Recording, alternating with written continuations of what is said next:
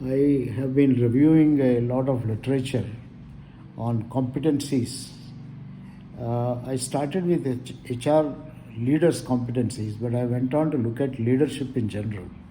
Reviewed a lot of literature as well as my own experience of last 45 to 50 years. I have come to the conclusion that there are just about 8 competencies that are required to take you to places and to be a successful leader in any profession you are. The most important, number one competency is that functional expertise. You should be good at whatever function that you are performing, whether it is HR or finance and accounts or marketing or production or logistics or technology, whatever is the function you are involved in. I think you should be very good at the function. This is number one. And number two, irrespective of the function you are handling, you need to have a thorough understanding of the business in which your function is located.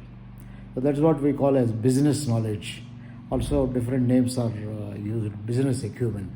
So irrespective of the function you're handling, you should know the products of the organization, the services offered, financial parameters, the people that are involved, the accounting kind of systems and process, the technology they use, the marketing that they do, the customer base, and all these kind of things. So I'll call this as business knowledge.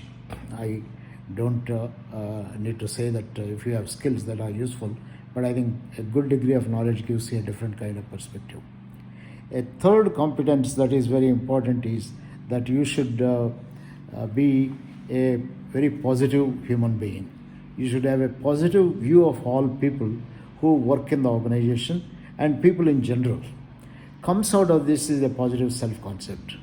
So if you think positively and if you can also view other people positively, a number of things will follow. So therefore I would say positive attitude to self and other people. The next competency that you need to have, the fourth competency, is initiative. Many people have a lot of capability but they don't take initiative, and as a result their competencies remain with themselves and are not known to the rest of the world. So initiative is very, very important. The fifth competency is creativity, ability to think sometimes differently, be flexible, adaptable, come up with innovative solutions whenever you're faced with problems and so on. So this is innovative problem solving. The sixth competency is integrity. You should have high integrity and ethical sense. I would call this rather ethical sense. Ethical sense includes honesty, openness, trustworthiness, what we traditionally called as OCTAPACE values. So when you have an ethical sense, you treat people in an inclusive way, you trust them, you become trustworthy, you are authentic, and you speak what you feel, and you also try to implement whatever you speak. The next competency, which is very important, is that you need to be tech savvy. Nowadays we are talking of technology, and therefore I think it is very important to be tech savvy. It doesn't mean that you should be an expert in everything, but you should at least know the way technology is being used. All these can be acquired very easily, including I think the role of artificial intelligence and the role of a lot of other things that are happening and things like that. You need to be simply tech savvy. You don't have even technical expert, but you need to be positive, learning and so on. And the eighth competency is a sense of social consciousness and social responsibility. I think many people talked, including Peter Drucker and Dave Ulrich in the recent past and a whole lot of other people. You need to have a high sense of social responsibility, in the sense concern for the society, what Uday Parikh called as superordinate goals. This is very important, because if you do not have this kind of a orientation to work for the larger kind of a society, all your actions get limited by sometimes too much of a self-centeredness and so on. I think these are the things starting from, let us say, in 1950s. Either you talk of Kurt Lewin, or you talk of David McClelland, or you talk of people like Dr. Vikram Sarabhai, Ravi Mathai, Uday Parikh in his book on Beyond Management, Dave Ulrich, so many competency models he has developed, and also you have from the leaders as teachers point of view from Noel Tichy, who has contributed a lot on leadership engine, and even in the recent past I think there are studies which indicate that. So friends, I think if you have these 8 competencies, you can go places, you can establish yourself as a great leader.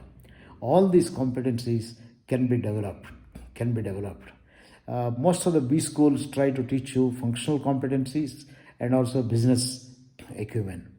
They may not be teaching you adequately the ability to take initiative, creativity, unless you take some courses on creativity and so on, and the positive attitude to people and ethics. I think these may not be always taught, although some of the case studies imply, but people often say that look, this is theory, practice is different, and we very quickly settle ourselves into the negatives of what was good for you, good for us, and good for the society.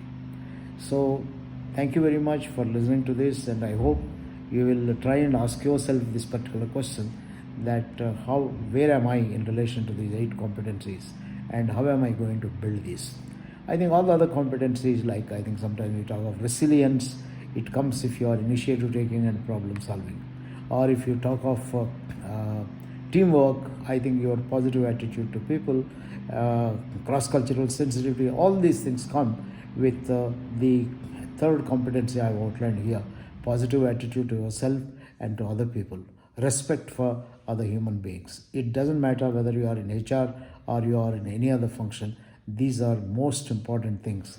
And I think you can be a leader, institution builder, and contribute a great deal to the society and to your organization. Thank you very much for listening to this short talk. All the best.